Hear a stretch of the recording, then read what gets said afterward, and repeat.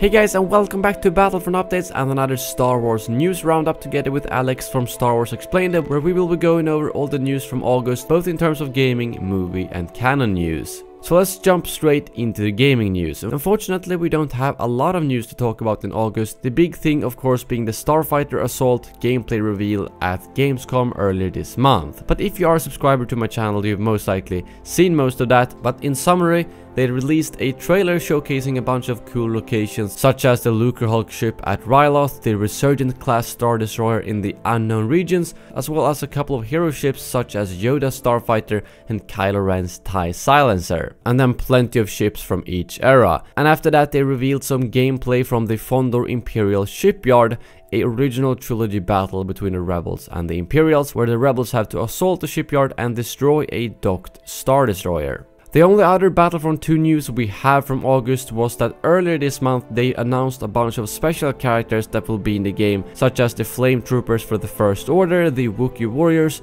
as well as the flying B-2 rocket droids that we have seen in the Clone Wars series. So it's very nice to see that they are picking some things from the Clone Wars series to put in the game, such as the rocket droids, Yoda's Starfighter, Ryloth, and so on. But that wraps up the gaming news from August. Now over to Alex for movie and canon news. Thanks, Elliot.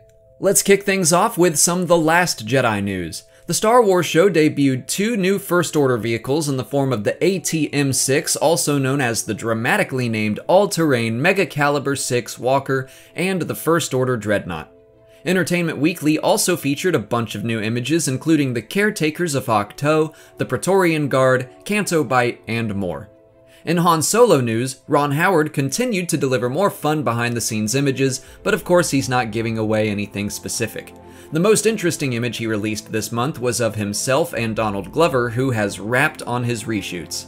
It was announced that Michael K. Williams will not be appearing in the film thanks to those reshoots. His schedule doesn't allow time for him to get back to London. It's unclear if his part is being recast or cut altogether.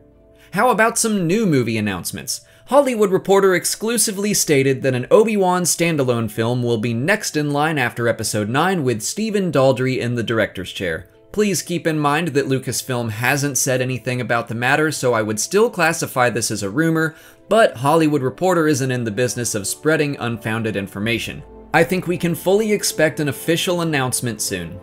The news also came with rumors of Lucasfilm considering Boba Fett, Yoda, and Jabba the Hutt movies. I'm gonna use this opportunity to quickly hop on my soapbox. Most fans cried out when they heard those rumors, and to be clear, I don't want any of those movies, especially if they're like origin stories. But I think to name those movies after the notable characters is simplifying it too much. There have been rumors that the quote-unquote Boba Fett movie is actually a bounty hunter team-up film, which is much more appealing. The Jabba the Hutt film is likely some sort of criminal underworld film, and Jabba will be included. Again, that already sounds much better. I'm just saying, take all this news with a grain of salt, and don't freak out until we actually know what these films are about, if they happen at all. Closing out movie news, Episode 9 added Jack Thorne as a writer. He's mostly known for his writing in British television. This news was coming off the heels of some bad press for Episode 9 director Colin Trevorrow's latest film and fan concerns about his work in the Star Wars saga. We don't really know much else about it, but the film hasn't even begun shooting yet, so we likely won't know more for a while. Outside of the films, the first excerpt from the upcoming Phasma novel was released. I won't go into detail here to avoid spoilers, but it's compelling. The book is coming out on September 1st anyway, so if you haven't seen it yet, just wait and read the whole thing tomorrow. Disney announced that they will be starting their own streaming service like HBO Go, which will launch in 2019. It's unclear what that means specifically for Star Wars content, but Netflix is reportedly in talks to keep both Marvel and Star Wars on their platform.